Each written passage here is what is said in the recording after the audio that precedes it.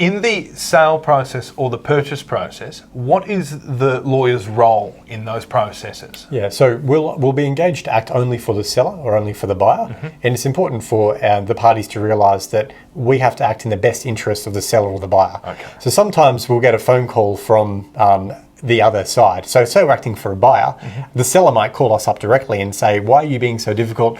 And we'll have to say to them, look, unfortunately we have to act for the buyer and we're acting in the best interest of the buyer. Yeah. We can't just go and approve finance because the buyer doesn't have the finance application approved yet. Correct. You'll have to speak to your own solicitor and they can then make a request of us as to how we're proceeding with that application. Our role as a conveyancer is to ensure for the seller that the seller gets the purchase price at settlement and that the buyer gets clear title to the property.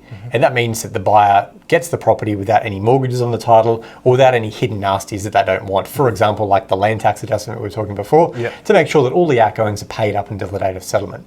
Now, the way we do that is we review the contract when it comes in, and there's particular dates under the contract. Every contract has a contract date and a settlement date. Okay. Often contracts have other conditions to meet. Now, conditions might be that the buyer wants to do a building and pest inspection, or it might be that the buyer has to sell their property before they can buy this property, or it might be that the buyer needs finance approval. So we monitor those dates and we assist the buyer to get through that process. Now, once that's done, we'll do searches of the property. So the Queensland Law Society has a protocol we must follow, and that protocol sets out recommended and required searches for us to do. And those searches are to ensure, again, that there's no hidden nasties in buying the property. Yeah. Once we've done those searches, we give a report to the buyer. The buyer can then read through our report and see any issues. We'll point out any issues to the buyer associated with that report.